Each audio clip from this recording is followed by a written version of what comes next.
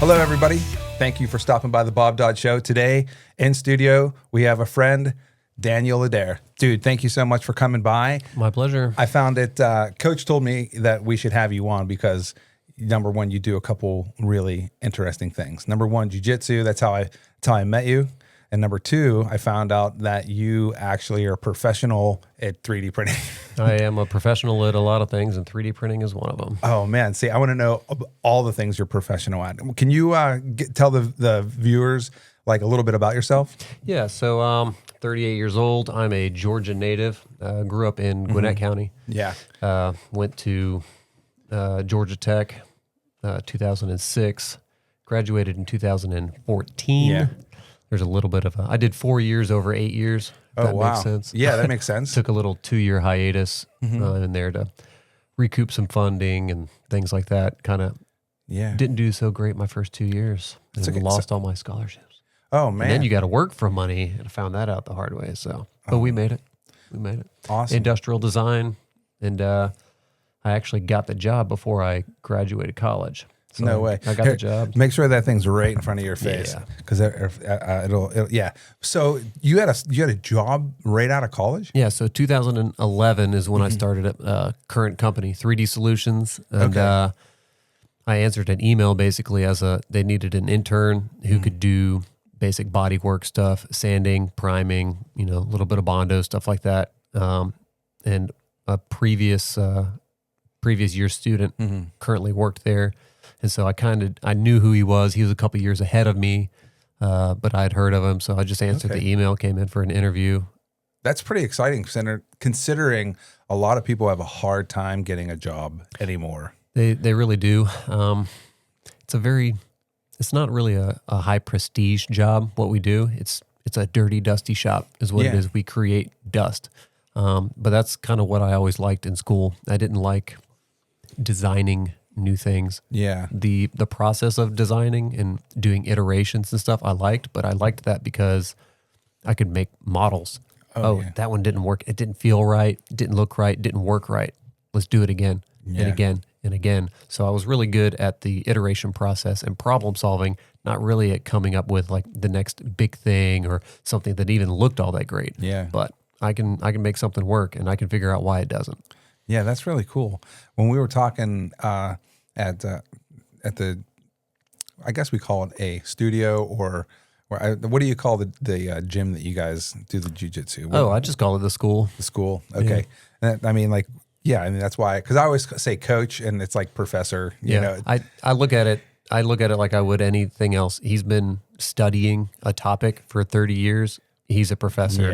So I just call it the school. He's the doctorate. He does have a doctorate, that's for sure. Yeah. So the thing that you were talking about, how you were helping other companies basically bring their idea into reality so they can actually physically have something tangible to touch and feel.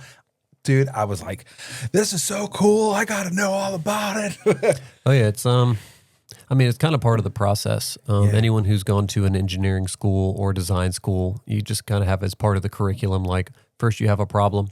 You may or may not have a set of rules, and then you need, kind of what you want your end goal to be. And then your end goal is probably a product or a program or whatever it is. Yeah. And then once you get out of school, it's whatever the customer wants, and the customer has a lot more constraints than you did in school. So budget and production means and like all of these things. So we're on like the pre-production side of things. Yeah. It must be interesting to figure out solutions for a customer to where, number one, you don't even know where the faults are yet. That's true. And a lot of what we do is we're not we could do the design work, but that's not what we're doing. So a lot of time we'll get data that is half production ready, but they need something for a show in 3 weeks. And so I might take most of what they did, which would be made for injection tooling, injection molding, and I'll completely gut out the interior so that we can fabricate it for them with our methods. Yeah. It'll look the same on the outside, but if they don't need it to function, they just need an appearance model. I mean, we're going to gut the whole thing and go super simple. Yeah, that's really that has to be super helpful for companies, especially if it's like something that's going to be mass produced, right? Oh, yeah. And they know what it's going to be. Oh yeah, and the cost, it's a lot cheaper to get 5 unique items, real quick than it is to fulfill a minimum order of 10,000 units. That's why you guys are like custom a la carte. You guys I'm sure like you can build anything. If someone even said we wanted a car, you guys would be able to complete it. We did a car. Yeah. Actually recently what car?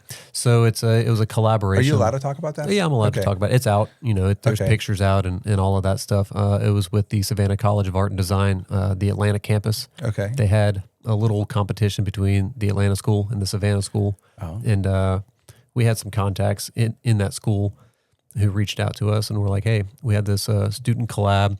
It needs to be mainly the students doing it. They did most of the design work and we did the fabrication work on it. Okay. So, I mean, it looks like what they designed, but when it came down to how do we make it, a student just doesn't have the experience that we do. Yeah. We've got 3 guys there with 20 plus years experience. I've got 15 years.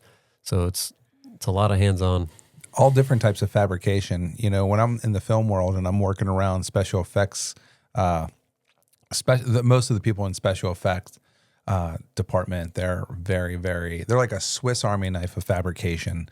They have welding skills. They have like fabrication skills. They have like technical drawing skills. Like they have all these skills, and to see them basically act like a team and build something first, like especially if the art director wants something crazy, and they're like, "Oh, do you mean this?" And the art director's like, "Yeah," or "This will work," or "Change this," and people are able to adapt. It's cool to see how that is in other industries. Oh yeah, I mean, it's a lot of those guys. We worked hand in hand. I mean, when Marvel was all hot and heavy, that's in right. Here, so we got our start with the first Ant-Man. Oh wow! All the little connectors, the intersections of the tubes on his suit. They needed a place that could fabricate those, and we machined them out of aluminum and polished them, and they sewed them into the suit. And that was our first job, first introduction, and then we got on with like Russell Bobbitt and mainly the props department. Yeah, a little bit with set deck and stuff like that, but. That's pretty rad. Are you allowed to talk about those experiences? Anything that if the movies come out and it's public knowledge now, I can talk about pretty much all of that. So when you're, sitting there fabricating something for Ant-Man, how much freedom did your company have? Did the art director or did the artist who was designing the suit have like the major input say? Did you have to do like a whole bunch of different renditions to make sure like this little tiny part was able to work with the other materials? We did do several iterations. As I said earlier, a big part of my job and why I like it is iterative design. Small changes, tweak things and get it, how you need to. Most of the time, all we got was a photo or a rendering, someone's sketch. That's so that Hollywood. They rendered. And then it's kind of like, hey, can you make this? And then we'll make it, and they'll, bigger or smaller, or hey, it's got to be used in this way. Yeah. So we really, really got good at doing like hero props, and then also doing the stunt versions too. We use urethane rubbers and like all sorts of stuff, and so we had a lot of fun doing that. That's how people can get withstand the smack of Thor's hammer. Yeah, we made a bunch of those. Made a bunch of Stormbreakers. Some were fiberglass, some were all aluminum, some were rubber. Yeah, that's a lot of them. That's really cool. My ear's to the ground, and I hear Marvel's coming back to Georgia. If that's true, sweet, man. I hope you guys. That'd be awesome. They know where we're at. Yeah.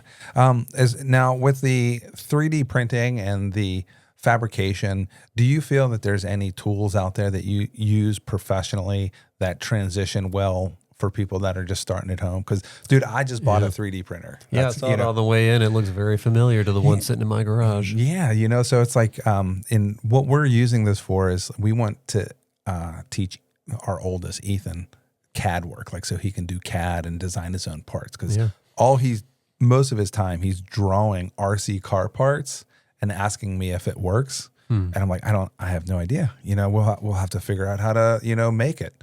And that is going to be one of the tools that we use to bring his idea alive. Yeah, I think it's a really good idea. And I started by modeling existing items that I already knew. And I just sat down with a pair of digital or or analog, it doesn't matter, calipers, or even just a measuring tape. And can I reproduce this? Yeah. Can I reproduce a playing die? Okay. Put the little divots in, something simple. Are there brands of tools that you would recommend for folks? Well, I've only used a handful. So in school we used AutoCAD and used Alias, which is a lot of sculpting and using planes and NURBS and things like that to push and pull surfaces. And then we got into SolidWorks as well. That's what I use professionally. I use SolidWorks. I also use SolidWorks at home just because I have almost 20 years experience with that program if you include school. I messed around with Fusion 360. That one's pretty good and pretty intuitive, and it has a pretty large user base, so you can find, hey, how do I do this in this program? So the only other one, if anyone out there is slightly above hobbyist level and they're more like professional, the only thing that would be better, especially at handling large assemblies, would be like NX. Okay. And this is not a paid thing here, folks. This is like true, like, you know, honest, earnest, like tools that he uses and things like that. With 3D printing and having materials, is there a particular material that lends? I mean, I know that there's like PLA and PETG. I don't even know what any of this stuff is. I know PLA is plant-based or something, Yeah, right? PLA is cornstarch, essentially, in one form or another. It's a corn-based. What's nice about PLA, low melting temperature, it really doesn't smell that bad, and you can do all of your design work until you get ready to make your final article out of PLA. Depending on what it is, it could be PLA. I've made shelf brackets at home that hold up, 80 plus pounds. Yeah. That's interesting. If you want water, if you look at your right foot, there's some water. I see. Yeah. Thanks, man. Yeah. That's awesome. So you can, they've gotten so good with all of their infill patterns and their support and all of that stuff. A lot of it comes down to just really understanding what the process is, and with 3D printers, with filament printers specifically, because we use resin printers as well, other technologies, but primarily filament printers it's printing in layers. So you got to make sure that the object is oriented for whatever its true intended purpose is, and you got to kind of prioritize that. Yeah. Is it aesthetics? Then you need to build it with the least visible side down if possible. Is it going to require support? Can I tweak it so it doesn't need support? Depending on draft angles and things like that. Is that why some things are like my buddy printed this for me before we had our 3D that looks printer. great, and I would guess that it required zero support. Yeah, but like let's say if this was just a different item, but I noticed on some of the YouTubers, they're printing at like a 45-degree angle for other reasons. Is that what they're trying sometimes to do? it'll be like a resolution type thing. So if you're printing, if you've got an object that is more organic in shape, you may want to put it at 45 degrees on the bed. That way your layer lines aren't going along a major axis. So if you have like a curved object, if you have a circle, it's essentially a whole bunch of teeny tiny pie slices, thin slices. And depending on where you stack it up, you're going to end up with not necessarily a smooth transition. Yeah. In the vertical, this way, you can get really, really smooth. But no matter what, you have your layer height. Yeah. That is a hard constraint, that you got to work around. Something I never thought about. Good for flat pieces, though, right? Excellent for flat pieces. Yeah. And along the same veins of dealing with flat pieces, your material choice is going to make a huge effect on how flat something stays. Different plastics have different shrink rates based on total volume, based on total area, and also based on temperature.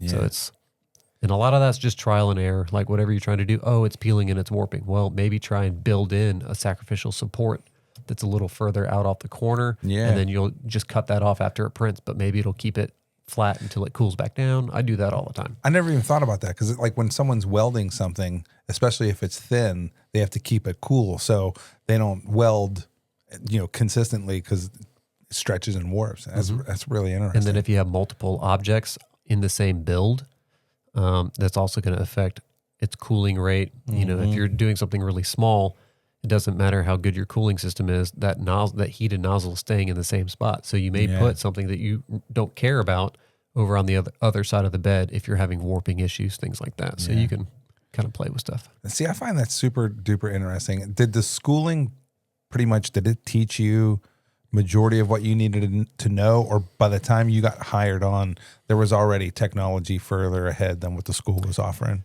Well, the school had an old school either Z form or Z core, like a sintered powder 3D printer. 3D printing has been around since like late 70s, early 80s. I mean, it's been around a long time. And it was just a vat of powder, melt the top layer, drop the bed, put some smooth powder over the top, center that together, and you just kind of build from the top down, and it just pulls it down. And then you pull your object out, and you got to dust it off and clean it. And they still do that with like metal sintering and stuff like that. So the same process. That's pretty wild. But school didn't teach me a lot about 3D printing. I think I maybe printed 4 items in school because they really hammered make it by hand. Foam, wood, metal. Teach yourself a new machine to use. Teach yourself a new method. Don't just rely on the technology, which Georgia Tech is still, I've gone back and seen the program, and they're still like, get in the shop. Yeah. Yes, we have all of the best technology and all the best software, but guess what? If you can't make it by hand, it really doesn't matter. Yeah, because you don't understand it. Wow. Yeah, I mean, like Coachworks, if you're building a car, out of metal, aluminum, I don't know, any kind of like stainless steel. Oh, yeah. I liked when I heard Elon Musk talk about how hard it is to work with stainless steel. Oh, yeah. And, he said, hey, well, let's just bend it in one spot. And that's it. And then we don't have to worry about doing it in different spots. Yeah, it really doesn't like to move in a lot of issues. It doesn't like to weld either. No. Does it have to be brazed or with stainless steel, or is it still welded? You can weld it. So depending on the approach, if you're doing like MIG welding, it's all about the filler rod, and you have to have some kind of more specific material or equipment rather. I think we found like there's a pulse setting at a certain frequency where it basically varies the voltage as it goes through, and it kept it from warping as bad, but it's still we usually do a hard pass on having to weld stainless. We'll let someone else do that. That's so cool, man. So you're living life. Where'd you grow up? So I grew up in Gwinnett County, so north of the city. Grew up in a town called Norcross. Yeah. I like Norcross. There's so many good Asian foods and Mexican restaurants up there. When I was growing up, it was just Mexican restaurants, but it's, there's some good Korean spots up there I like. My parents still live up there. So yeah, man. I think I've had, I don't want to say every nationality food up there, but they're such a melting pot of different type of restaurants, all the way from, you can get Mediterranean food to, there's some really good Indian spots up there too. The curry spots up there are really, really, really good.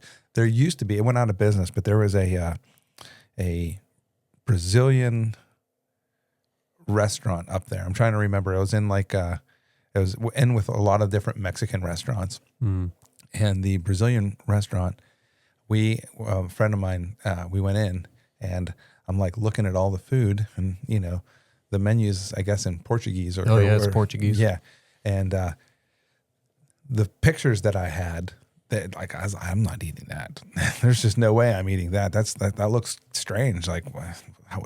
And the lady was like, are you having a problem? I'm like, do you have anything that's just chicken? She goes, you're afraid. And then anyway, she said, I'll bring you out something, and if you don't like it, you don't have to pay. So they brought us out. I ate it. It's probably delicious. It was phenomenal. So much, but it was quite expensive. Although I didn't know what I was getting, I should have said, make sure it stayed under $25. But right. It was a huge plate, and it was full of deliciousness. I love Norcross for all their food, and there's lots of cool stuff up there. Yeah, it's gotten a little crowded for my personal taste, but I don't have to live there. I can visit. I think that happened all over Georgia. Everyone talks about how Noonan is so crowded now, and it's getting there. But there's still some spots. I'm still kind of out in the sticks in Sharpsburg, amongst the horse farms. Yeah, there's a lot of beautiful spots here in Noonan. I don't want to be I don't want to be in the middle of Montana, like 2 hours from something, like 20 minutes. Yeah. I mean, you definitely need a jiu-jitsu school, right? Oh yeah. You're heavily into that.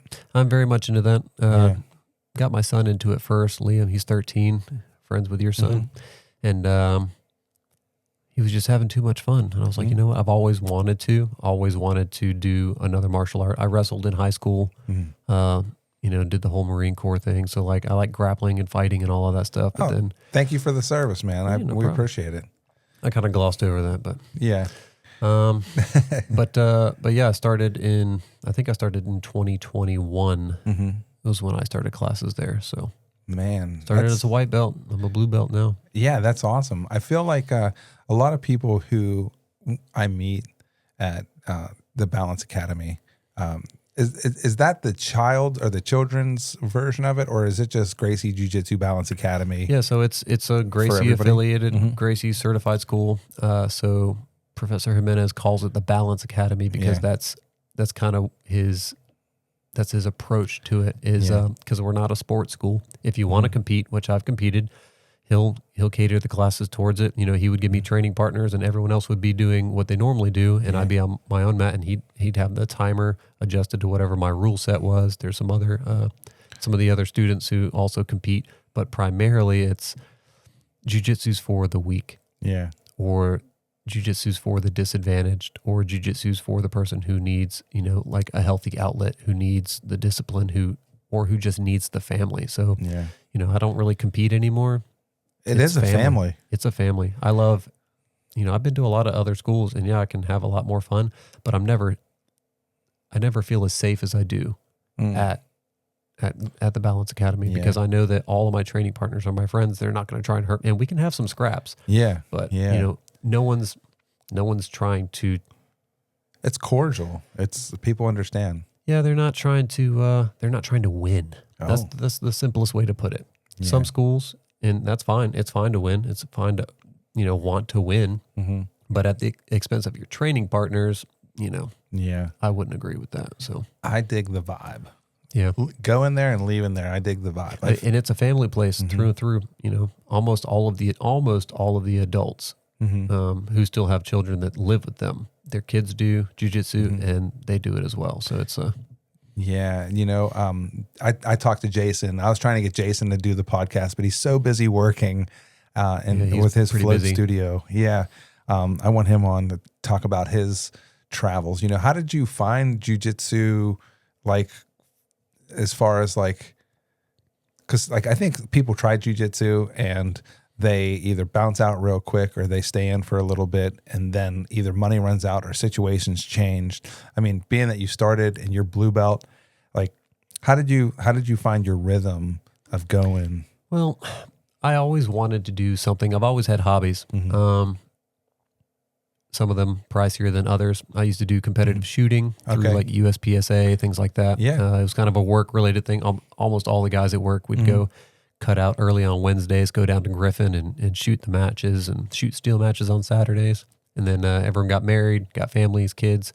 So it's like, can't really justify, every 2 or 3 weeks going and, spending all the ammo. And then ammo got really pricey and expensive. Ammo sucks, man. And elections play into all of that. So I got out of a hobby that was so politically dependent.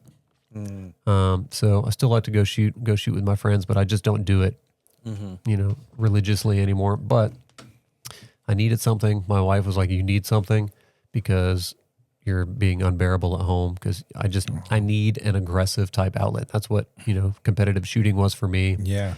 And so I was like, well, we'll see how Liam does with it. If he likes it, then I'll do it with him.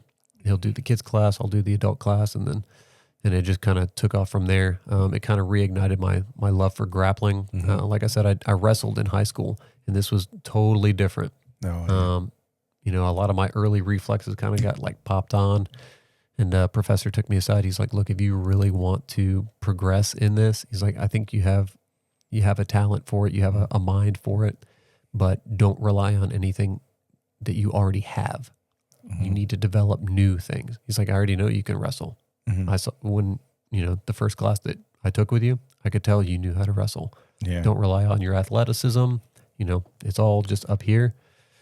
And so I just kind of Yeah. took it to heart. And then that's still how I choose to that's how I choose to roll. You know, Yeah. I'm way more laid back. I just look at it as horseplay, Okay. you know, with Yeah. choking and arm breaking. I don't do jujitsu, so it's like I look at it as an outside thing. I'm like looking into the globe, and my brother was heavily into jujitsu, so that's why I even had my son go. I said, "This is great." Me, if I even try to do anything, my neck and my shoulder, I'd get hurt in the first 15 seconds because of my ailments. But the way that I noticed people who practice jujitsu, I feel like it's safe to say that like people who do jujitsu, man, they walk like a, I don't want to say calmer because it's not calmer because I know wild people that do jujitsu, but there's definitely a communication aspect that they have. And as soon as like sometimes the key to unlock that communication aspect is like, oh, you do jujitsu, my son does jujitsu, and that is enough to like, all right, I can focus, I can talk to you. What's up, man? You know. Well, it's almost like anything else. Anything else where there's a really good, solid community, and I think that stems from competition, clean competition. Some of the travel leagues for different sports, you know, I listen to the parents and it's like, man, your kids are listening to this while they're trying to play. They're trying to make you proud. And just like, can you hear yourselves? There's none of that at the jiu-jitsu. You know, it's kind of like, rec league basketball versus like travel ball. Rec league, you know, everyone's in there. Everyone's cheering both teams. Great shot. You know, I just got done with the game today, you know, and watching a game, I should say.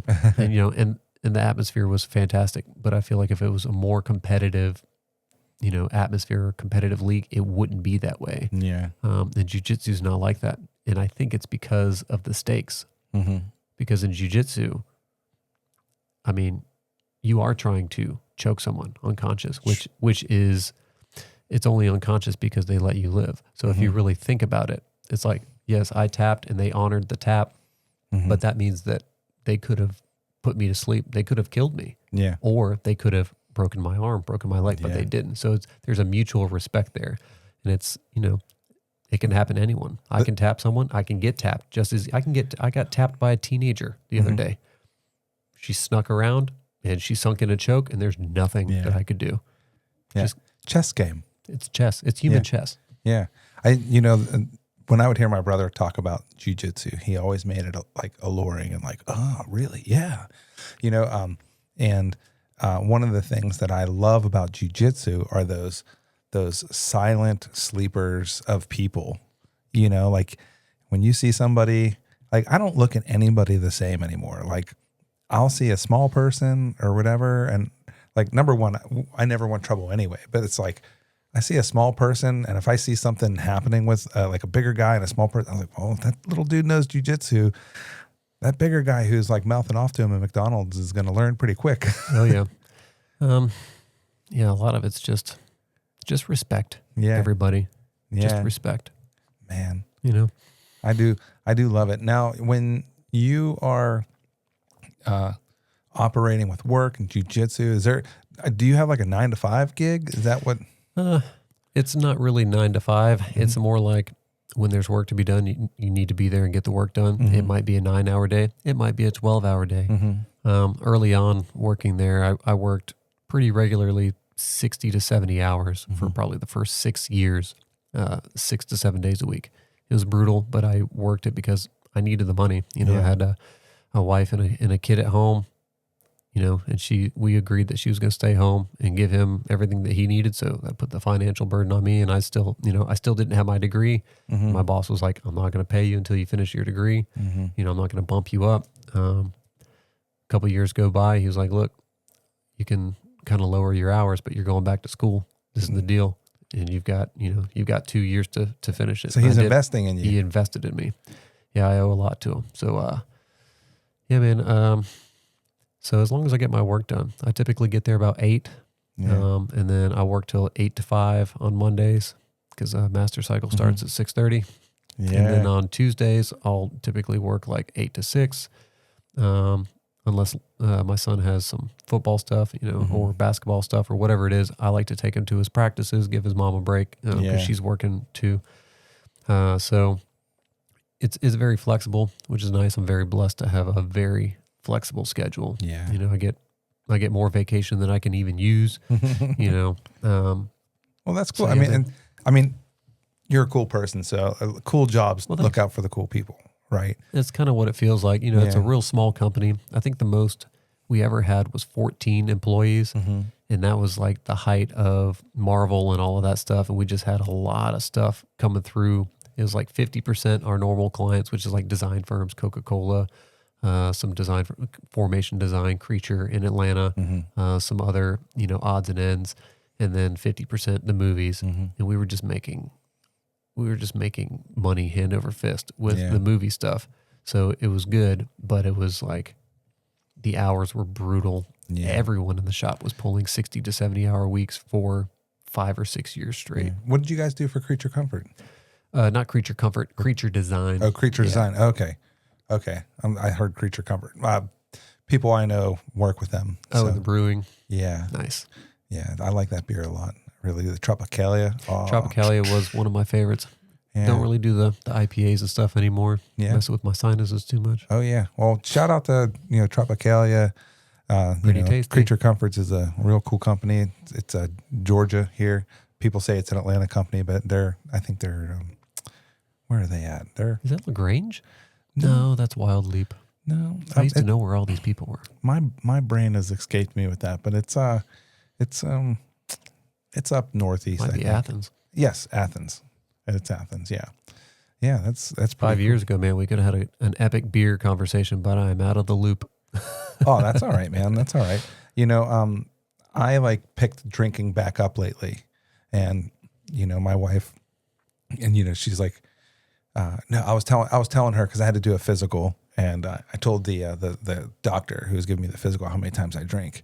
And he was like, you know what, man? He goes, for as many times as that is, I would just tell people you don't drink. And I do drink. I have, maybe 15 beers a year or maybe 20 beers a year. And he's like, yeah, that's not really drinking. I was like, how much do you drink? Did he answer? No, he didn't. He didn't answer, but I passed my physical. Well, that's good. That's the important thing. I commercial driver's license, you need to do a DOT physical every 2 years. So, and you got to pay 90 some bucks or $110 depending on whatever place you go. Gotcha. Yeah. Speaking of vehicles, I saw you had is that a Land Cruiser out there pulled up? It is. It's a Discovery. Yeah. Okay.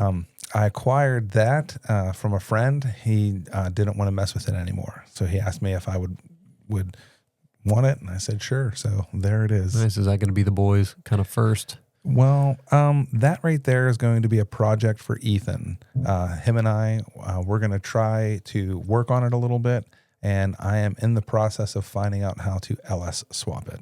Oh, nice. The electronics are kind of gunked up in it, apparently. To be honest with you, I don't know what's wrong with it. But the person who gave it to me, my friend, he was messing with some kind of junction box that's like electrical.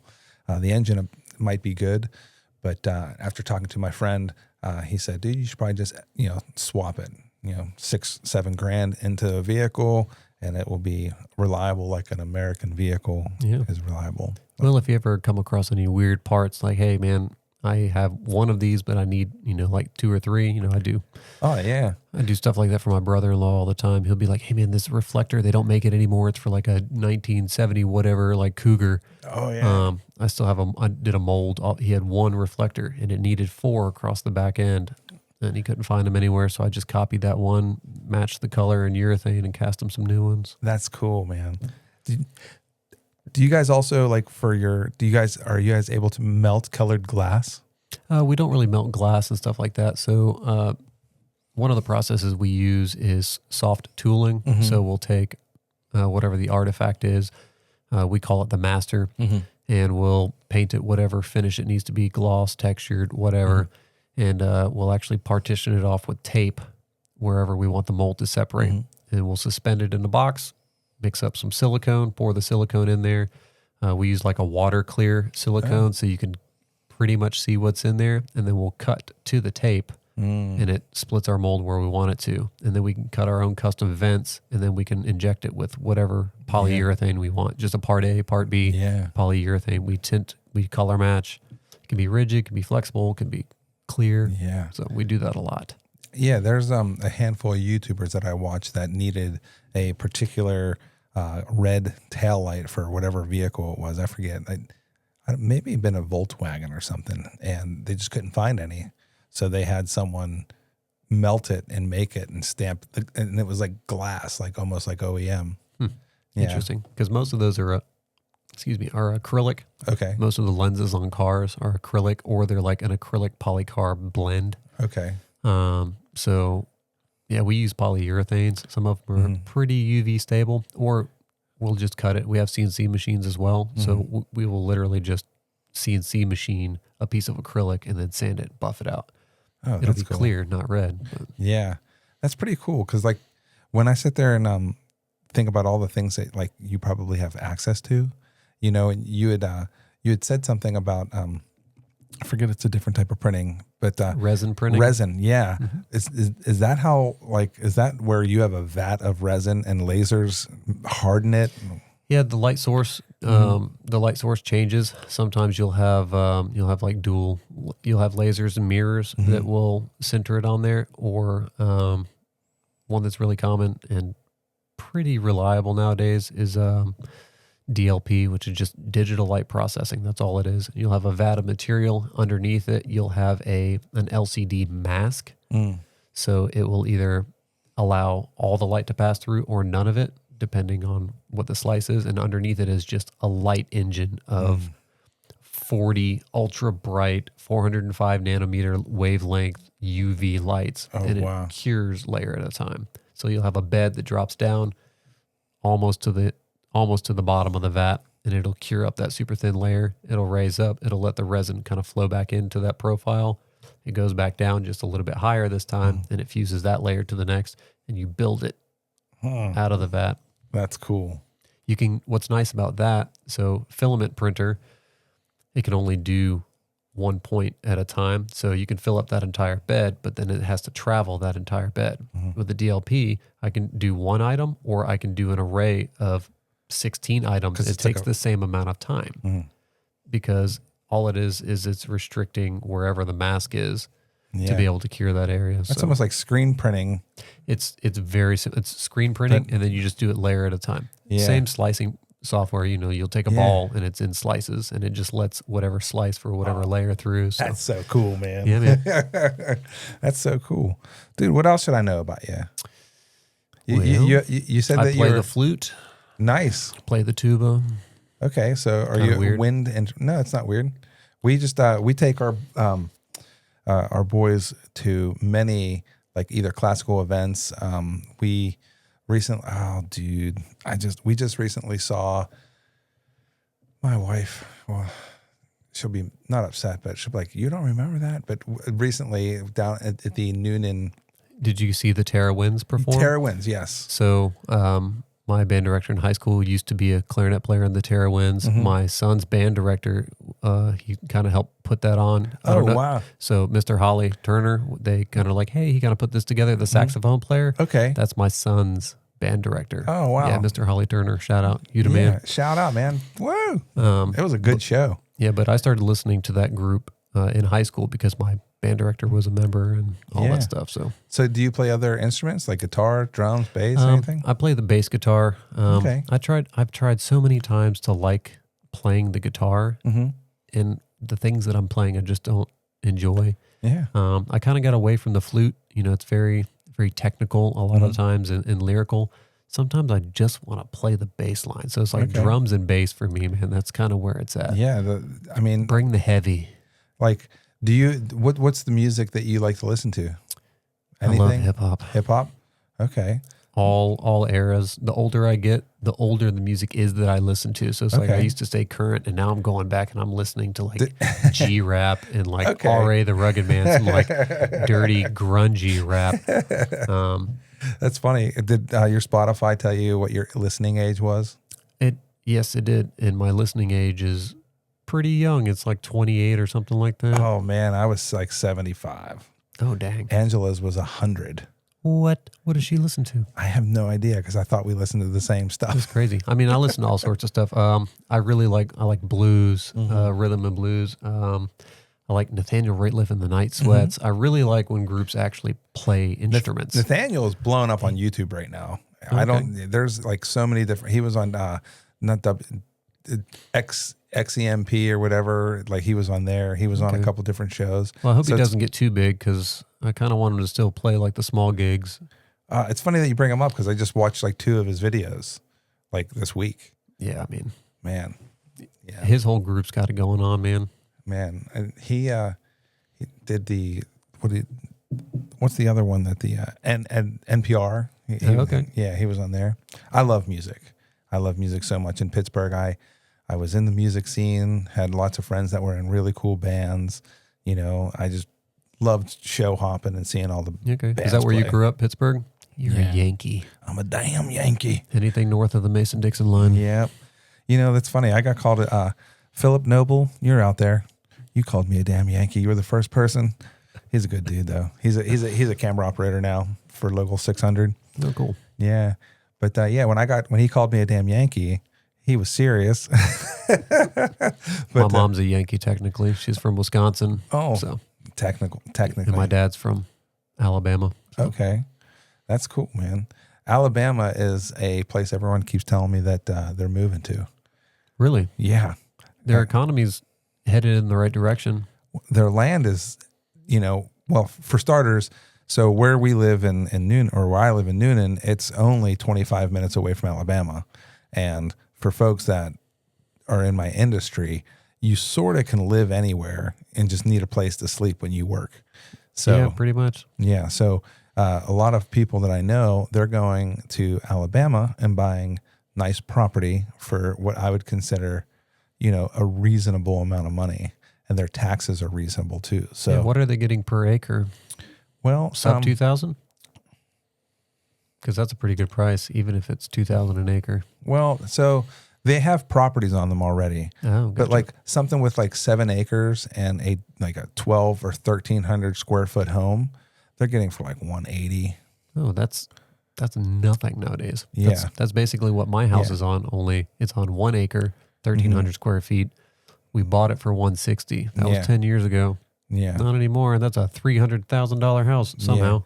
Well, I mean, like the reason that I guess it's so affordable there is because it's not developed in a way. Like you have your 1 or 2 intersection crossroads, and you might have your gas station and Subway and your Dollar General, and that's it. Yep. So I mean that's why you're getting that kind of a property for 160 and 180 or whatever.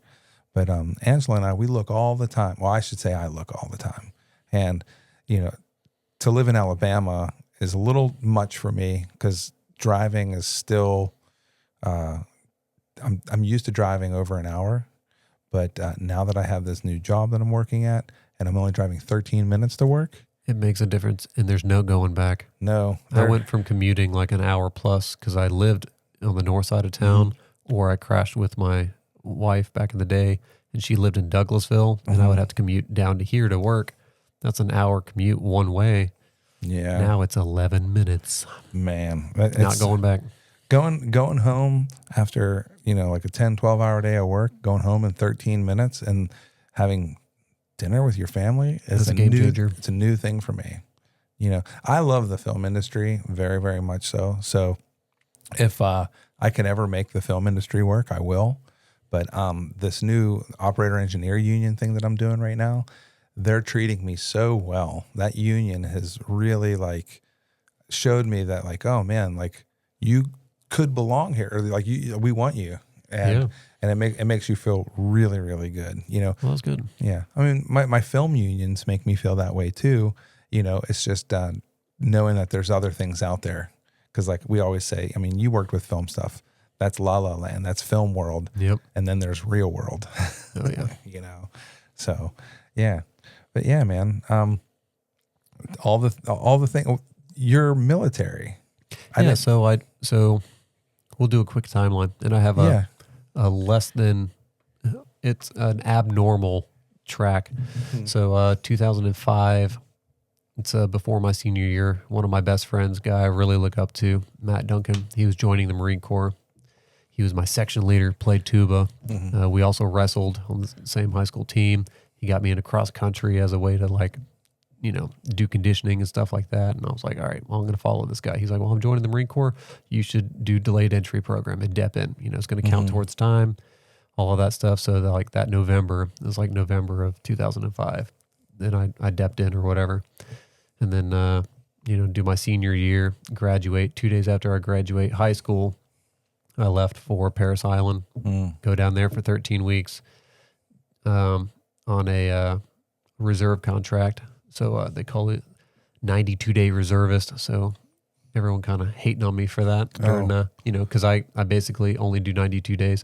So in Marine Corps boot camp, it's 13 weeks. One of those weeks is called team week. It's not really a break week. It's more like it happens like 2 or 3 weeks before graduation. So like you're getting your uniforms fit and all of that stuff. So you're not doing as much training because all the training you either qualified or you didn't for the vast majority of things, but you're getting everything squared away and they send you to different parts of the base to like do working parties and stuff like that, laundry, whatever. Well, I skipped that week.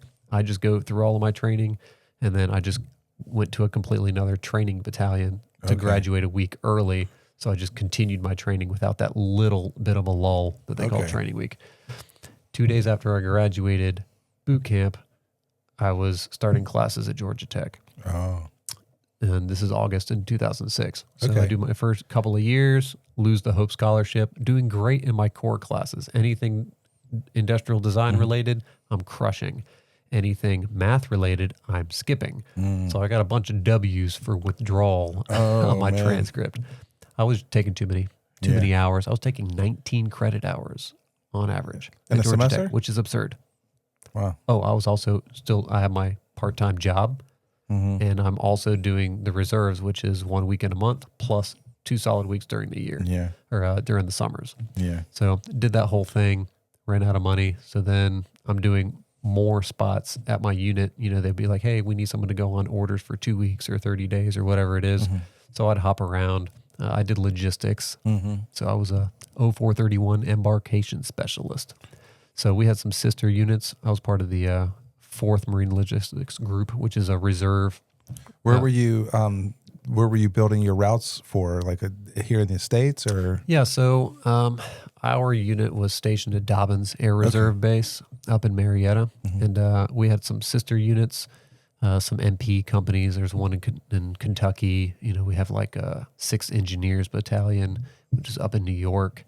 So, I'd, if they needed stuff packed, I'd, go and do that. Or if they just needed extra hands doing whatever, they can send me out. We did a lot of funeral details and stuff like that for retired, colonels and things like that. So when you say logistics, I mean, I know how tough logistics are. Yeah, it's load planning. Yeah. So I never had to do a lot of never had to do a lot with trains or with big rigs or anything like that. We were on an air reserve base, so we'd go out west, whether it be to like Hawthorne, Nevada, or something like that. We'd go train in the deserts of the U.S. to train, for where we were at the time, which is Iraq, Afghanistan, that whole area of the world. And so we'd do like 463L pallets, 463 Lima pallets. They're big aluminum pallets that slide on the tracks of airplanes. You can only be so far in the X, the Y, and the Z on those big cargo nets over them, but you got to have all your stuff on there. So you have to label all of that out. You have to know how much your stuff weighs, what the dimensions are going to be, and then it needs to be signed off by you, it needs to be signed off by your superior, and then depending on whose bird it's going on, it needs to be signed off by the load master. So most of the time it's going to be like a Marine Corps C-130 or something. Sometimes it'll go on an Air Force bird, in which case it goes to an Air Force load master. He'll look it over. If he doesn't like it, you get to deconstruct it and reconstruct it with him supervising. And then if he still doesn't make it, you have to leave stuff off or it's not going on his airplane. So a lot of that. But a lot of people, when they think logistics, they just think trucks. They don't think planes, trains, and automobiles. People. Man. People. Packs. Yeah. That's right. It's people, all the different teams that you have to work with. I mean, even when you are talking about trucks, planes, and trains. It's a lot easier when it was just like things are going on our trucks. So I can just go down to, Staff Sergeant, whoever down in our motor pool on our trucks, be like, hey, we kind of need to move this stuff. Do you have any room? It's like, of course, or like, no, screw you, go somewhere else. But it was easier to move it that way. But it's all of the above, man. That's cool. So how many years did you do in reserve? So I did 6 years. 6 years. Yeah. Okay. So I got out in like March. It was either March or May of 2013. Just decided to I wasn't going to stay in full time. If I was going to be in full time, it would be stressful on me and my wife, and my very young son at the time. So it's like that we just kind of agreed. Yeah. That was done. That's cool. Were you and your wife, when did you guys meet? So we met at school. We met in October of 2006. High school sweethearts then? Not high school. We met in college. Oh, college. So okay. First semester of college, we met. We started dating probably towards the end of the first semester. There wasn't like an official like, hey, are we dating? It's just like, we're dating. Yeah. It just kind of like happened. We just kept hanging out and we never stopped. So yeah, she's my best friend for sure. That's awesome. Does she also do jiu-jitsu? Yep. She went through the Women's Empowered program. She's got her pink belt. Oh, nice. When Liam gets a little bit older, if he wants to go through the combatives, she wants to go through combatives with him and do all that stuff. Does he want to go through combatives? Eventually. He's pretty singularly minded on basketball currently. Yeah, Ethan says that he's like he's into sports. So he's very much into sports. He goes to jiu-jitsu right now because I make him. He has a once a week minimum. But with basketball, we've kind of been lax with that because the only day that he can do jiu-jitsu is also the only day that he doesn't either have band or basketball. So it's like he needs a break. Yeah. So he's in a break right now. He has fun there though. Oh yeah. I mean, like all the kids. He's 13, so he's like he's not a kid. But he's not an adult either. He's in that in between trying to figure it out. Ethan's 11, and I feel like, Ethan, has a good handle on the students there. And, everyone seems to like Ethan a lot. So he seems to have a lot of friends. I think all the kids are really cool there. Yeah. There's a couple little rivalries. If you pay attention, it's super funny. Man, I got to get there more often. Yeah. But all I know is what Ethan says, and it's just like, and Liam's cool. I forget all the other names, but there's like I always say, are you going to invite them over to jam or whatever? And it's like, he doesn't play guitar. I'm like, well, he might if you let him play the guitar. He plays the tuba. Yeah, there it is, man. Like, wham, wham, wham. You can do a lot of stuff. I have friends that were in band. I liked band. I wanted to be in band in high school, but man, I never knew how to get in, right? Everyone's all like, I asked my friend Mike was the drummer for he actually was the drummer for the drum. Like he had the whole drum set. Percussion. Gotcha. Yeah. So he had the whole entire drum set. And I was like, dude, I'd like to get in a band. And I'm sure he probably don't even remember, but like, he's just like, all right, yeah, okay. And that's as far as it goes, yeah. And, when I was like figuring like, oh man, I had to get better grades before I do band. I was like, I'm never going to get better grades. Yeah. I don't know how I feel about the whole get good grades thing because it's not for everyone. And it's not really a true reflection of whether you're going to be successful or not. No, it's not. Some people aren't good I'm really good at memorizing facts and stuff. So awesome. Yeah. What facts are your favorite? Do you have a trivia? Subject? Okay. Things that don't really matter. No, man, this is awesome. No, I like trivia. Yeah. I have no facts whatsoever. I don't know anything. I just make it up and I'll make it sound good. I have pretty good delivery. Yeah. My wife she's caught on to my game though. She knows when I'm. All right. Tell me a fake fact about Jamiroquai cats. I don't even know what you just said. I just made it up. Jamiroquai. Yeah, he's a jazz musician. Yeah, okay. No, like I find when I meet people, especially for the very first time, and like actually sit down and hang out with people never know how to take me.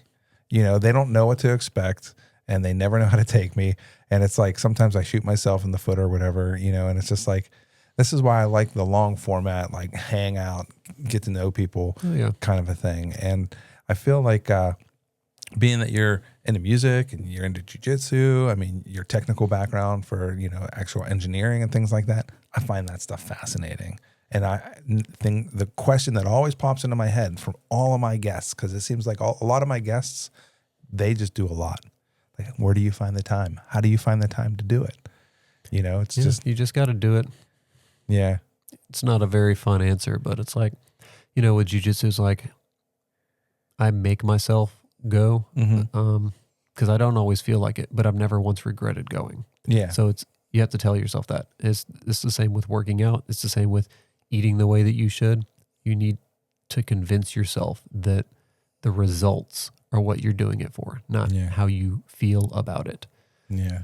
It's taken me a long time to not just like do what feels good or what is convenient. And I think that just comes with like maturity and stuff. Mm-hmm. You know, I always did what I wanted to, whatever felt good. And, you know, last year I finally finished paying off all of those financial debts that were associated with just doing what I wanted and what felt good instead of like doing what I needed to. So it's like, I'm done with that. New chapter. But yeah, I mean, you just got to prioritize. You know, if you choose one thing, that means that you're giving up X number of other things. Yeah. So just prioritize the top the top 5 things, your family, whatever, you know, you need some sanity. You need to do something. So I don't have a gym membership, but I do have the school membership for jiu-jitsu, figure training, you know, rolling around with humans for 3 hours a week, 4 hours a week. That's enough physical activity for me as long as I keep everything else in check. Are the adult classes an hour or 2 hours? So the adult classes are 90 minutes. 90 minutes. So we do on average 45 minutes to an hour of instruction, which is either a review or like new techniques and drills associated with those techniques. It could be one technique and a whole bunch of variants, or it could be, you know, a string of related techniques. And then the last 45 minutes to 30 minutes is free sparring. Well, sometimes it's free sparring. Sometimes it's a fight simulation. If it's a no-gi day, no-gi days are fight sim days. So we're trying to incorporate what we've learned and trying to use them when someone's actually trying to punch you or kick you or take you down to the ground or whatever, because it is a self-defense school first. Like I said, it's not a sports school. So we don't want people to develop. There's nothing wrong with developing a game around certain positions, but certain positions that are good for scoring points are also good positions to get punched in the face. So, and when you're put into a real situation, you're going to rely on your reflexes. Yeah. And if your reflex is to like go here and like go in under the legs and now they can just punch you in the side of the face, it's like, well, you probably shouldn't have been using that as like your main way to play. Well, yeah, it's like the way some people decide to do things, like how you were saying before. It seems like the people at that location, at that school, you know, they are they're more about being a family and making sure everyone is up to where they need to be. So everyone that walks through that door has to get through Jorge. Jorge protects that school. I've known several people who came in. I went through combatives with them, and their demeanor or what they were looking for out of jiu-jitsu did not really mesh. And they either moved to another school of their, you know, because they're like, you know, the school isn't hard enough. Basically, it's not competitive enough. They moved on, which is totally fine. Yeah. And they're still fantastic at jiu-jitsu. It just wasn't a fit for our school. Yeah. But I've also seen him ask some people to leave because the way that they conducted themselves, they weren't looking out for their training partners. Yeah. You know, they were going too hard with, you know, one of the women or one of the kids or even one of the smaller or one of the older guys. Like, we have such a wide range in there. You know, we've got teenagers and children all the way through like older women and their older guys in their, you know, 60s, still rolling, you know. And a lot of us we've never hurt, you know, occasionally, you know, you get like, oh, I put my foot where I wasn't supposed to, or, oh, my toe got caught in the mat. Yeah. But, if anything like that happens, like, oh, so-and-so like did this, like an unsafe maneuver or just in a explosive, uncontrolled manner. Get out. I dig that, man. Yeah. I dig that. Because like the tempo means a lot. And it really speaks a lot for the temperament that's there.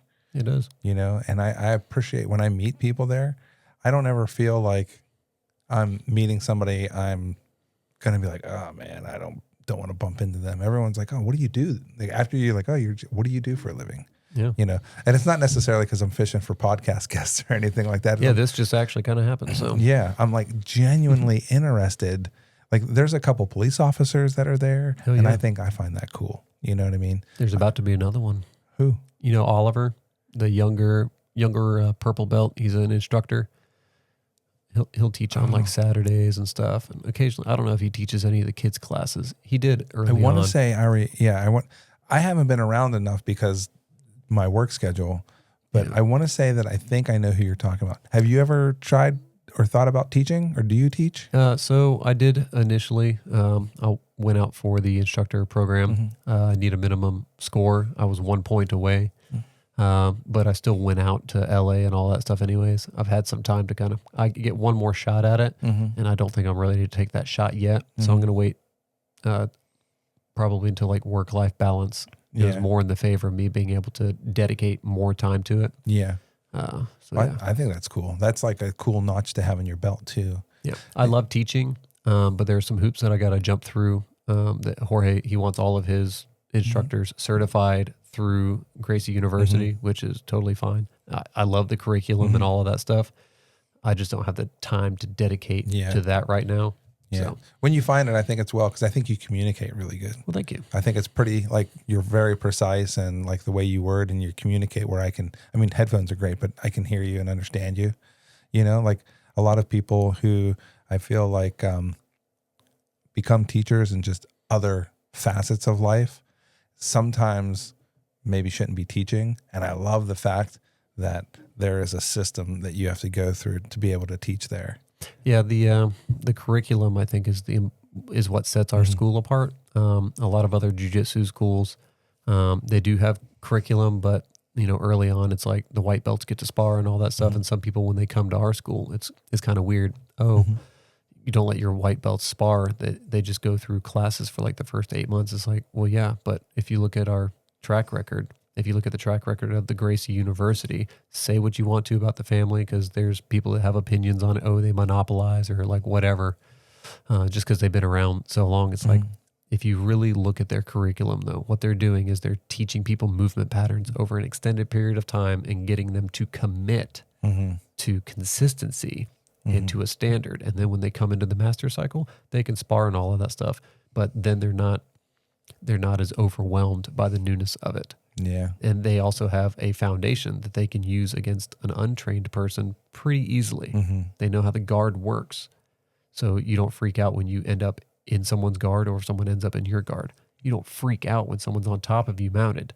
You know that you can be calm and defend from certain positions. And if an opportunity arises, you can roll them, you can sweep them. Like, rather than just throwing them in, with hungry blue belts who've like, oh yeah, they've been there a year and a half. They're like, oh, I can beat these people. You have that a lot at other schools. My brother speaks to that a lot because he had been to different schools. So he was like a brown belt at another school, purple belt at another school, a blue belt at another school. And he always says, man, belt colors just do not matter. They don't. And, I got, tapped out by, a blue belt, or I got tapped out by a purple belt. I got tapped out, and he's like, I tap out black belts sometimes. It's just a matter of, I don't want to say it's an even playing field, but there's just like, it's all over the board. Yeah. Some people were really good at one thing, and they might have gotten to that purple belt or brown belt, but they might be really black belt in something else. Yeah. No, that's for sure. It's a marker of time. Yeah. People think that it's a marker of skill. In some schools, it is used as a measure of skill. At our particular school, it is not. It is a marker of time and consistency. Yeah. That's all it is. Yeah. Oh, I find that really cool, man. Shout out to Coach or Professor Jimenez. Dude, so wild.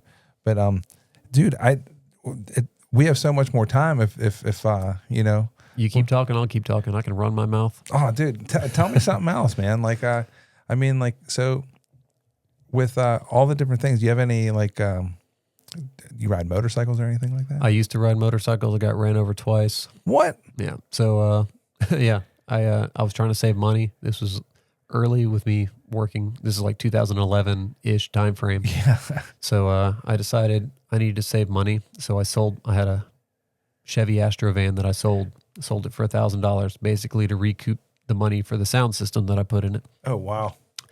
And then I bought a little 2006 Honda Shadow VLX with silver. I put red light kit on it. It was a beautiful bike, awesome bike. And the first time it was like in Atlanta, and I'm sitting at a red light, and then it goes green. So I'm going straight, and the person on the other side cuts left, right in front of me, like super fast. So I just kind of like hit their front tire, knocks me and my bike over, busts off a peg. That one wasn't really that bad or anything. I was like, well, awesome. They drove off, didn't check to see if I was okay. I don't even know if they knew. A hit and run. Yeah. I hit them in their front tire. I'm like, there's no way you didn't see me. But the other one, however, I was sitting still at a intersection.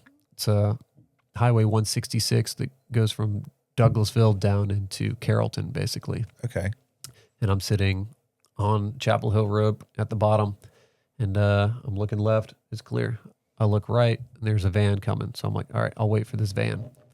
And he starts his left turn, but he starts it really, really early. And I'm like, he's not stopping.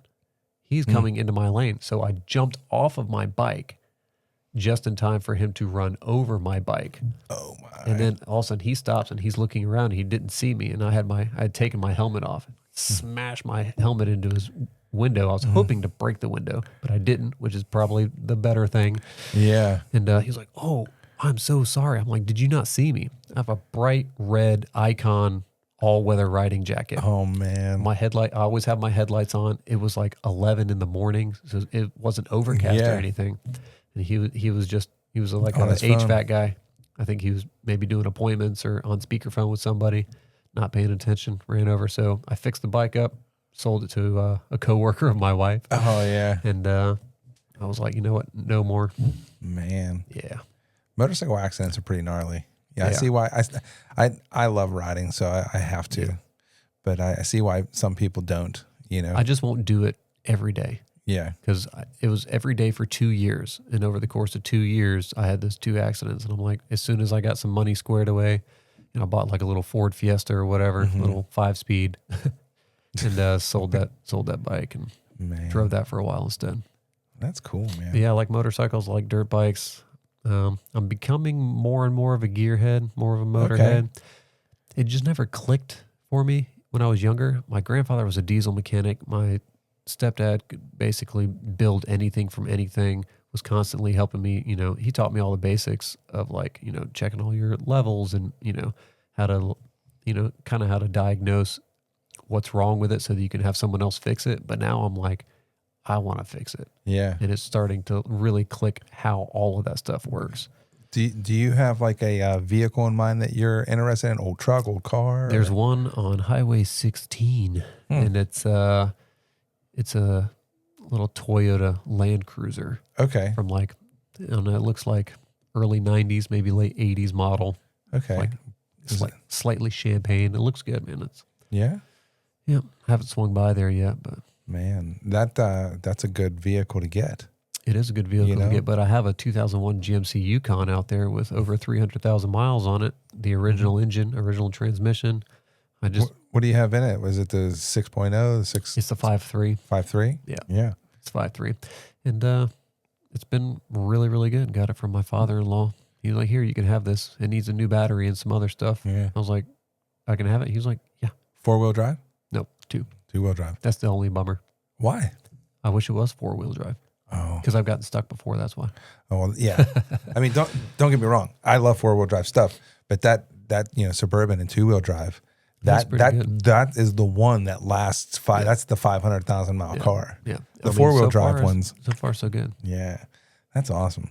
I love that. Is it the barn doors or is it the tailgate? It's the barn doors. In the back. Yeah, dude. I'm telling you. I can fit 4x8 sheets in there. Yeah. I fit 30 4x8 sheets of MDF in there one time. Bottomed out the suspension. I mean, it was squatted. I was about to say, it's not meant for that. I think squatted. The payload, I think, is only 800 pounds in that thing. Yeah. Man. Yeah, man, I've done all sorts of stuff in there. What's kayaks. Heck yeah. We like to go kayaking. Do you camp and stuff too? Yeah. You pull a trailer with that? I do. Nice. Small trailer. Kind of trailer? My boss's trailer. It's a 16-foot trailer. Okay, 4 like tires with on the slides and stuff. Mm-hmm. Man, I love that. I was trying to get Angela to, you know, kind of like come to my world, because like sometimes when I'm on jobs, I'll need a place to stay. So I need a, you know, trailer is just, you know, the best thing. You just get to a trailer spot, and there's on Marketplace a tin can of a Airstream, and it's newer too. It's like I want to say it's like a 2002 or 2003. They want 20 grand for it, but it's in like stellar condition, and it looks just like a brand new one, you know? Yeah. She's like, we're not doing that. We don't have nothing to pull it. I said, the van can pull. The van would pull it easy. Yeah, pull that perfectly fine. But she's not where I'm at right now. Yeah, I'm getting Katie to. She wants to go like hiking, camping, like for real. Mm-hmm. We've done the campsites, mm-hmm. even the more remote campsites. She can't stand it if someone else is like within earshot of us. She's like, no, we need to go hiking on the Appalachian Trail and then go off the trail and find our own spot. And I'm like, awesome. Yeah, let's do that. So that's next on our list. My son, he can take it or leave it. Yeah. He's more of the glamper. Yeah, I'm a glamper. I'm with him.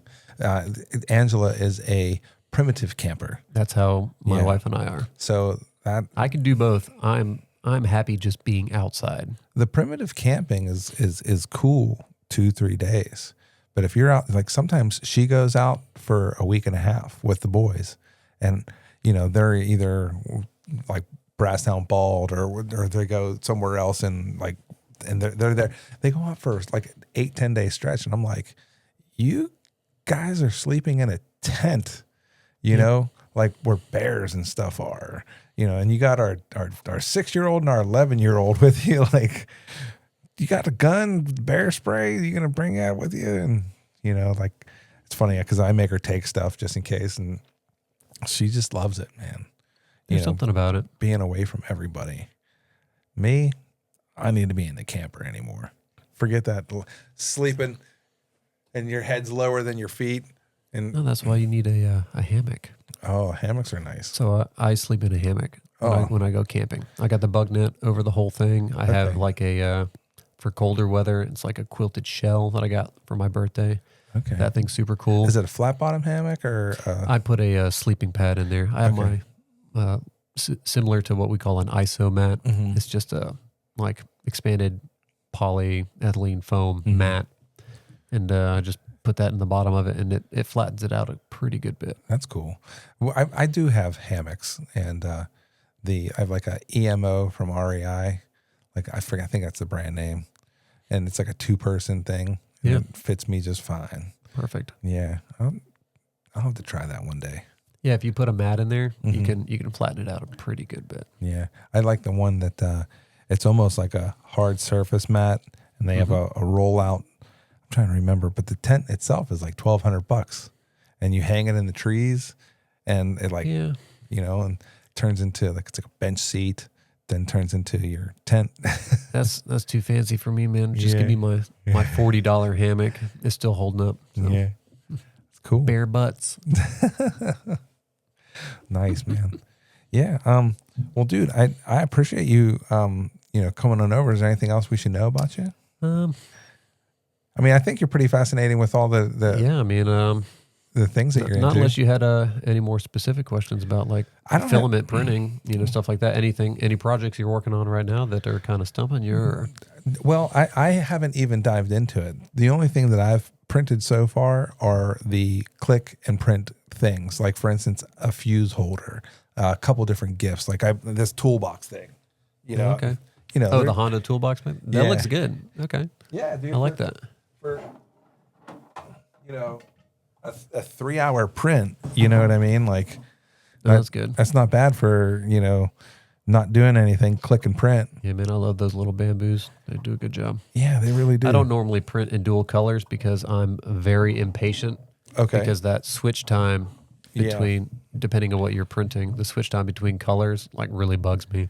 Oh, man. I'll tell you who fixed that, though. Who's that? Prusa. Okay. So Prusa, on their higher end, what they do is rather than purging out the old filament from that color, bringing in a new one, they swap out the hot ends.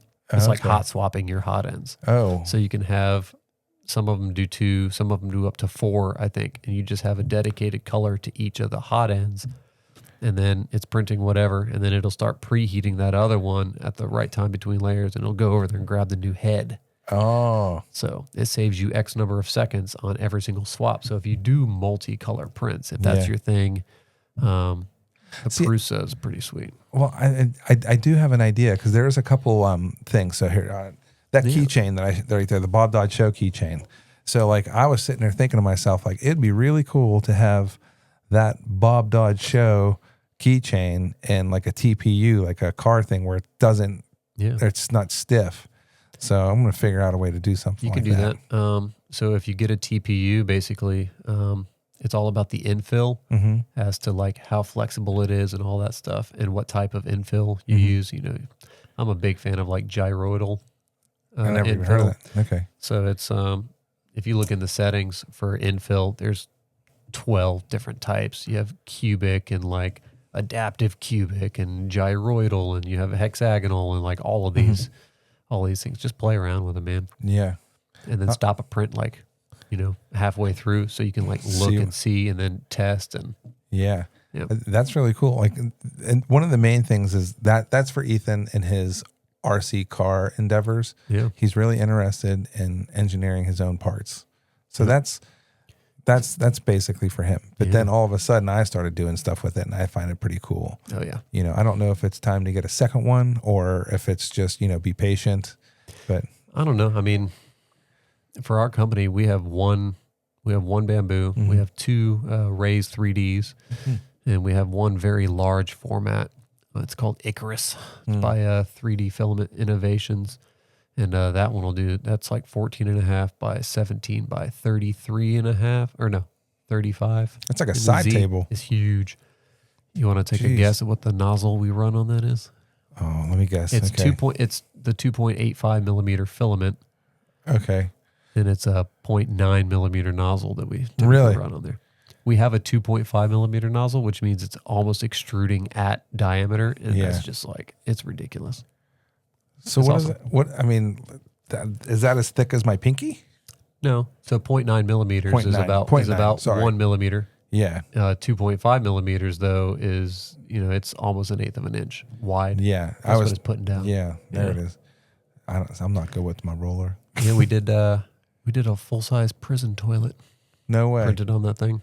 Yeah. I got pictures on my phone somewhere. Oh, dude, if you have any pictures, please, you know, send them here and I could put them, you know, later. I'll edit them in and people will have a real good time of watching. I can send you a bunch or we can just do another one. Yeah, do it. So that works, man. Yeah. I think that the printing aspect of things where, you know, things that I'm interested in printing have like, I was like sitting there thinking to myself, a patch for a hat or, you know, keychains that are like maybe 2 or 3 color TPU. Is there another soft rubbery type of material? Well, is it for just filament, you really just have the TPU, and your level of flex is dependent on how many wall layers and your infill ratio. That's really the only variables you have with that material. They tend to vary manufacturer to manufacturer, but not a whole lot. But there's some other, you can make molds in a rigid material and you can pour flexible parts into those molds. Okay. I can show you how to do that. Yeah, that'd be pretty cool. Because, you know, that stupid little keychain, it was like, it's like $1. Yep. You know, and it's just like, I'm okay with that. That's fine. Yeah. But, you know, I don't know, for $1.50 could be a lot cooler. It probably could be a lot cooler. Yeah. You know, and just like knowing how to produce some of this stuff, because I would like to do some like some personalized like things for guests. You know what I mean? It sucks that I got that or whatever. Like the it's so generic. Here's a plastic keychain, but that's all I got so far. Soon I'll have T-shirts. Well, you got to start somewhere, man. So. Yeah, that's another thing too. You know, my wife and I, we started this production company, and my wife goes, "How are you going to show people you know what you're doing?" And I said, "Well, I really don't know what I'm doing." She's like, "Well, you can't have a production company if you don't know what you're doing." So we quickly figured out, you know, how to help people make either, whether if it's YouTube videos, whether if it's like anything like a car show or a tree show or whatever it might be. We figured out how to do that. I got the editing down, and as of right now, nothing super flashy or fancy, but we got solid products that for the folks that we're helping right now. This podcast is like basically my own commercial to folks out there who, like, if you want to do a podcast or if you want to do like just an audio podcast, I'm capable of that too.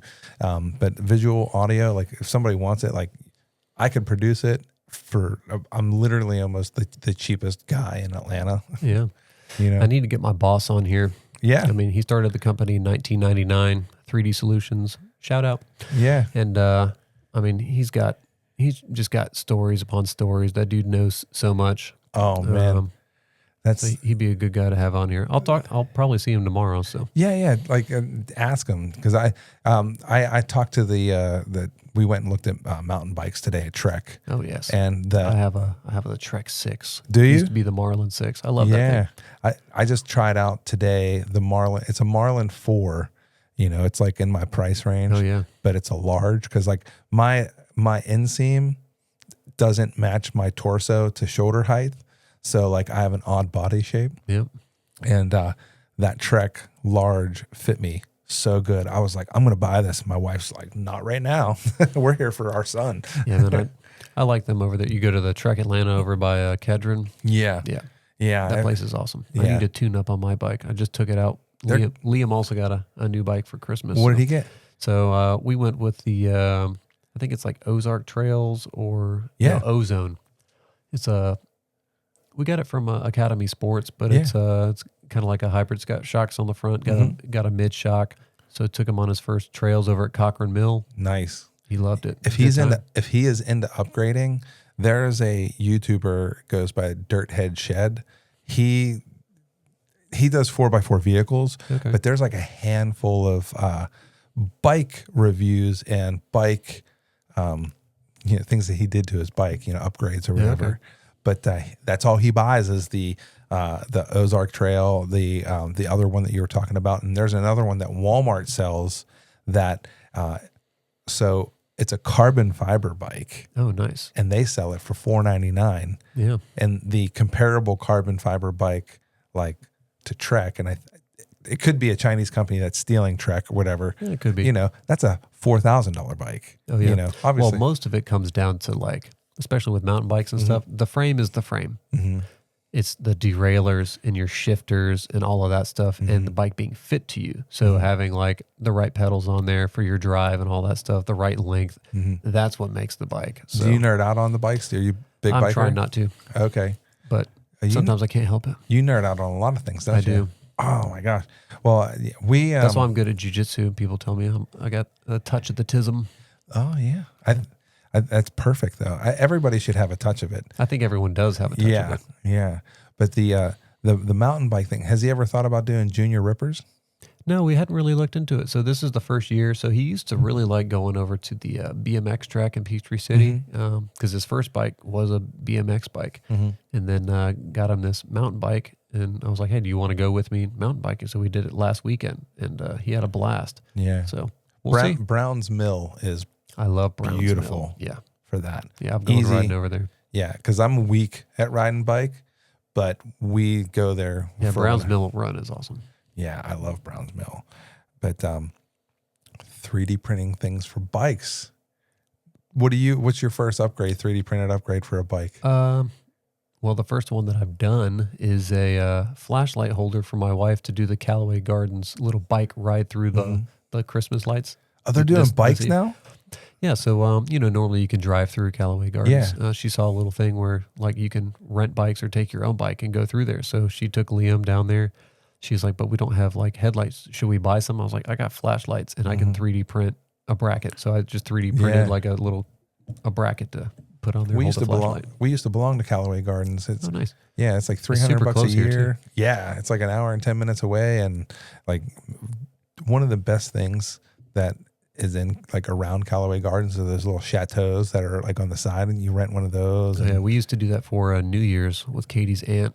Yeah, we'd go down there. It's got like 4 bedrooms in it with a big common room. Yeah. It's perfect. Yeah. What's that area called? If you're in the Pine Mountain area of Georgia and you're, look up Callaway Gardens and definitely just look up places to stay. There's also a cool zoo, little petting zoo, the Wild Safari. Is that what they call it? I haven't been there. Angela and the boys have, but I hear it's really cool. Yeah, man, the goats will stick their head in your car and try to take all your snacks. Yeah. And then what's that point, the overlook up there? I'm trying to remember what that point is. It's like some general overlook. It's where was it Roosevelt would write his write his stories. Potentially, because there's like Roosevelt had like the little White House built on the springs and all that stuff. Warm Springs. Yeah.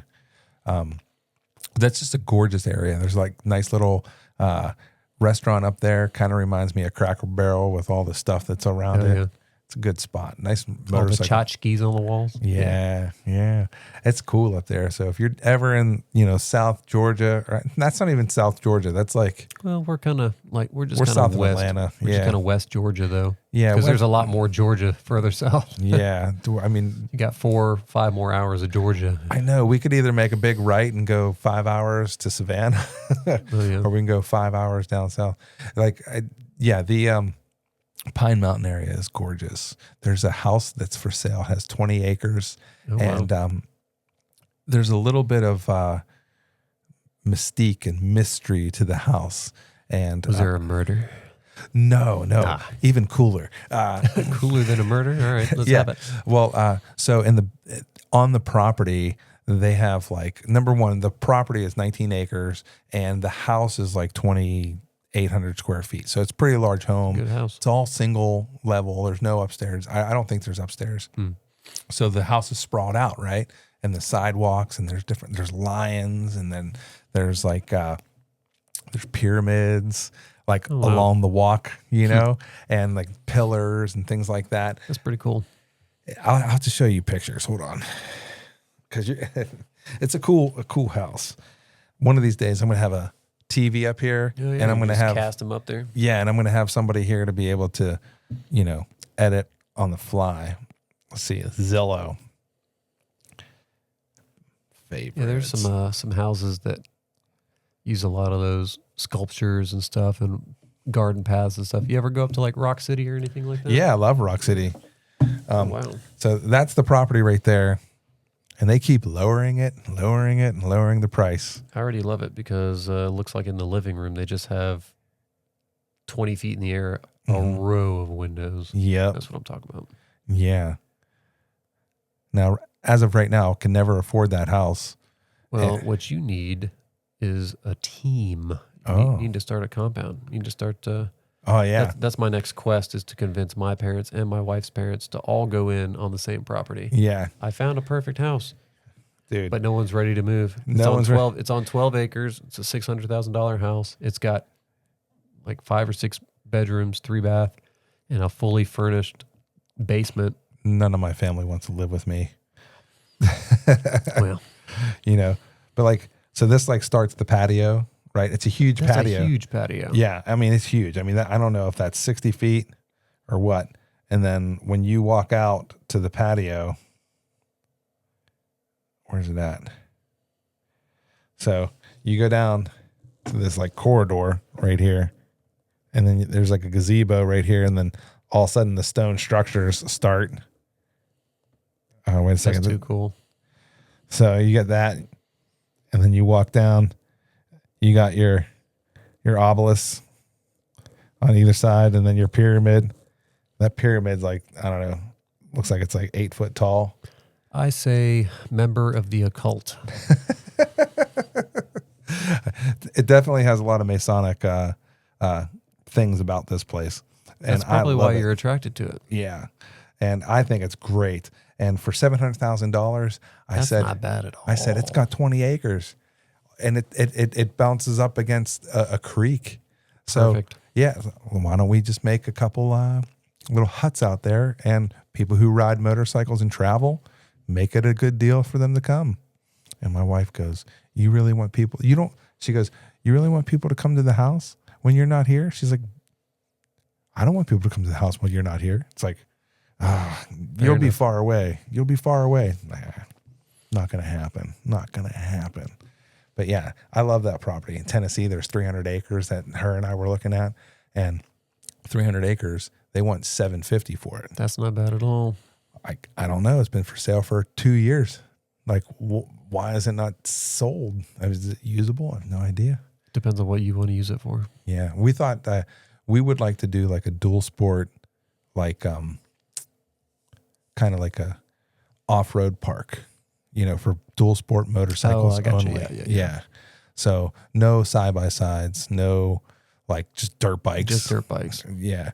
So not even dirt bikes, just well, they could be dirt bikes, I guess, but no like straight up like 450 2 strokes ripping and roaring. It's just like 250 and under type of deal. It would be for like people who are trying to overland on motorcycles. So Gotcha. Speed could be a part of some of the, attributes of the trail, but like it would be for, water crossings, maybe a little bit of hill climb, beautiful scenery, set up a camp and things like that. Gotcha. We thought about doing that, and that's why we found that property.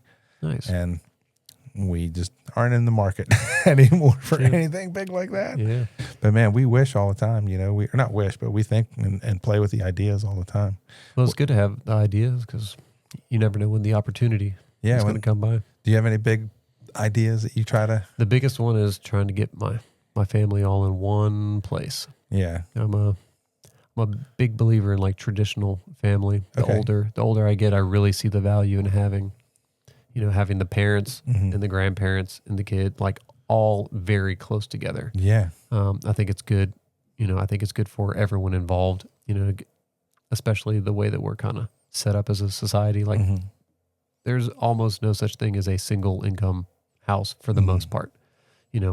Most part, the mom and dad, they're both working. Yeah. And then, like my parents are still working at the age that my grandparents retired at. So, my kids aren't getting the same grandparent time that I got with my grandparents. It's like, well, it's because they're working. But if we can conjoin households. How old are your parents? See, my mom was born in 64, so that makes her 61 now, right? Mm-hmm. So she's 61 and my stepdad is 65. Yeah. Very young. So, I mean, we still very young, but yeah, they're not retiring anytime soon. But both of my grandparents are actually, come from a split home. So I have 3 sets of grandparents, which is awesome. They were all retired come 60. Yeah. Like that's the thing, like back in the day. Or partially retired and, they'd keep us for summers and all that stuff. We'd almost always have cousin camp, Yeah. So like in the 50s, when you probably seen an image or a video or a movie of someone, in that movie, they looked old, but yet they were probably 37, 40. Yeah, they're probably 40. And they looked like they were 55. Yep. Like that mystique of like having that like never aging with Hollywood and everything. Like you look at pictures of, I don't know, just name your actor, and a lot of times they are just as young looking as they were 10 years ago. Yep, that's true. And that blows my mind with all the different aging shots for, Yeah, it's vanity. It's all vanity. Vanity. Yeah, I don't have time for all that. I want to be able to move well. I want to be able to play until the day I die and just be like, you know what? All right, fine. I'm done. Well, you take very, very good care of yourself. I try. Outside of jiu-jitsu, you said you don't really... I don't really work out.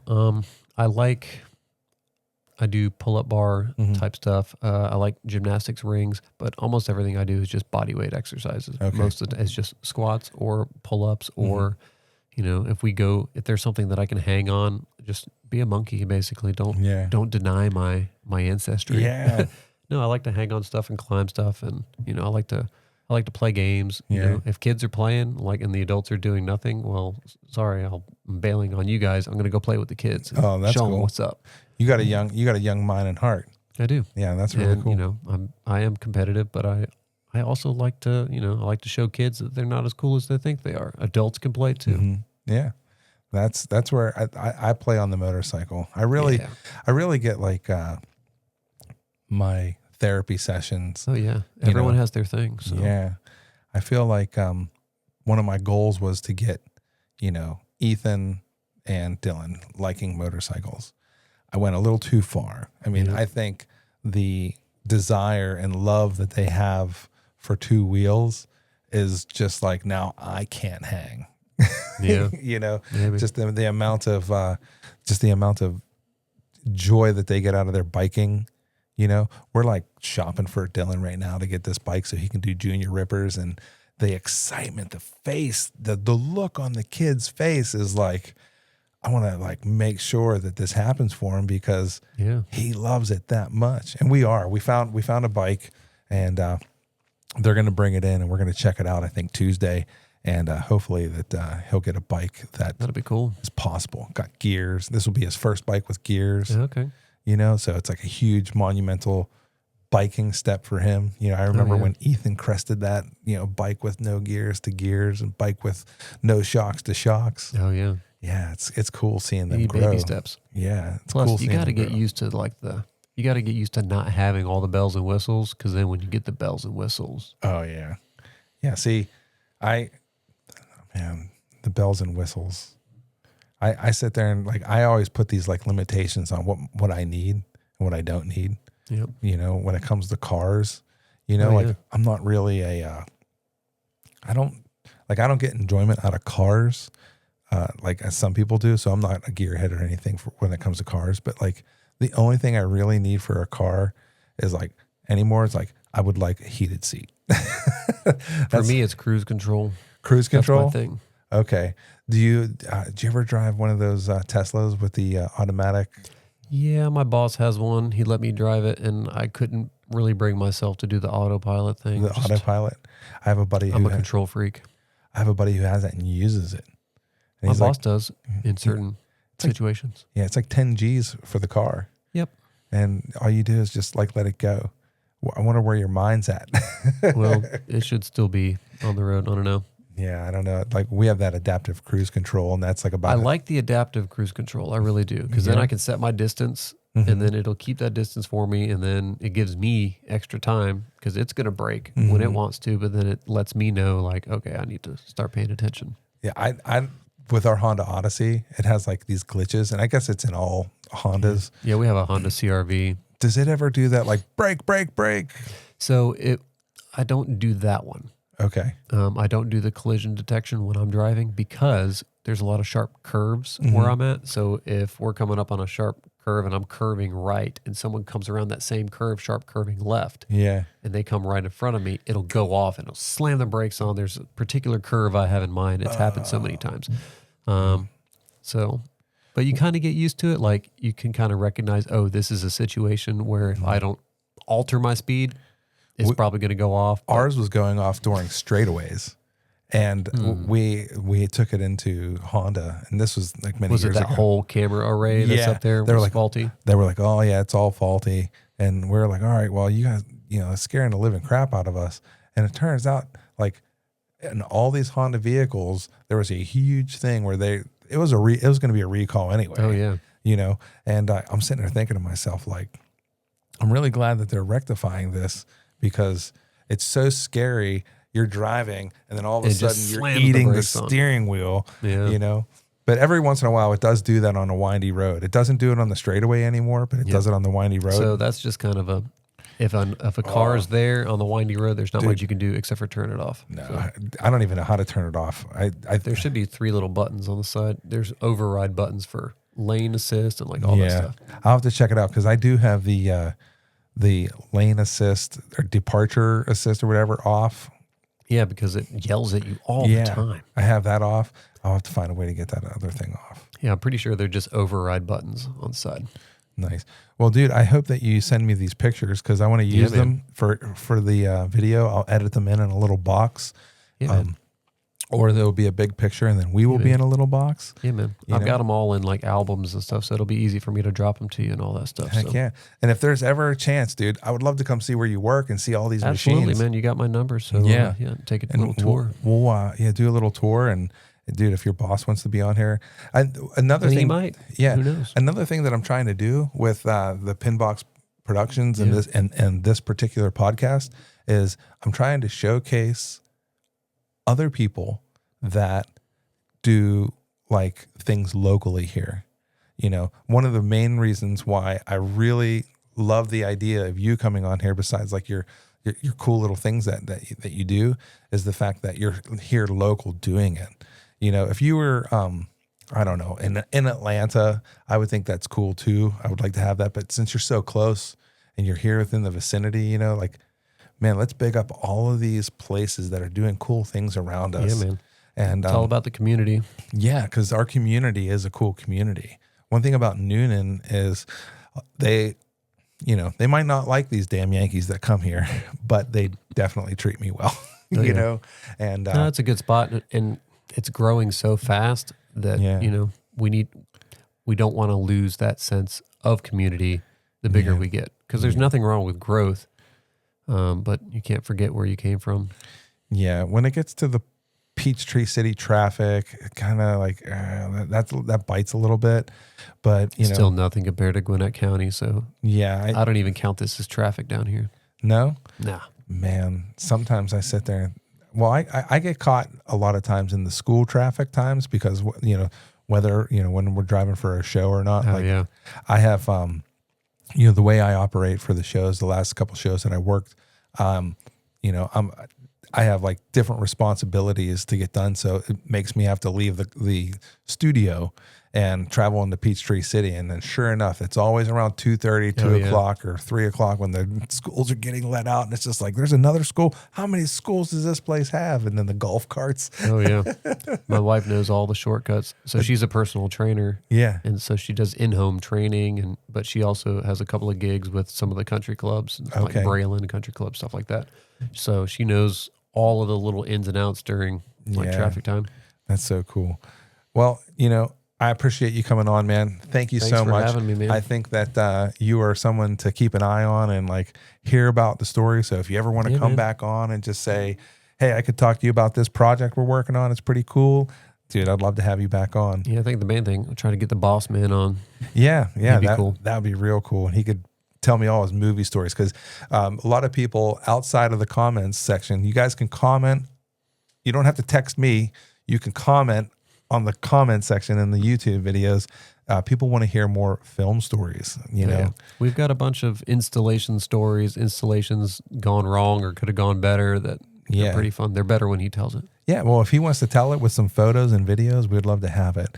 And for the folks that are listening here on YouTube land and Spotify land, we're soon going to have stuff put up on the Apple Music and things like that. I think we're looking at Amazon too. You guys are going to be able to check us out on all the platforms that you either already have and already pay for, so you don't have to do something new. And subscribe. We're going to be giving away something pretty cool once we hit 1,000 subscribers. And I'm excited. Right now, we're only at 140 something right now. It's pretty good. Yeah. YouTube tells us we're growing very steadily and healthy, so we don't mind it. But we want to give some stuff away, and we're excited to do it. So like, comment, and subscribe. Thank you so much, dude, for coming on. Thank you, everybody. Have a good day. Peace. It's the Bob Dodd Show. What a ride. Laughter and joy with Bob as your guide. Tune in now, don't miss the flow. Good times ahead.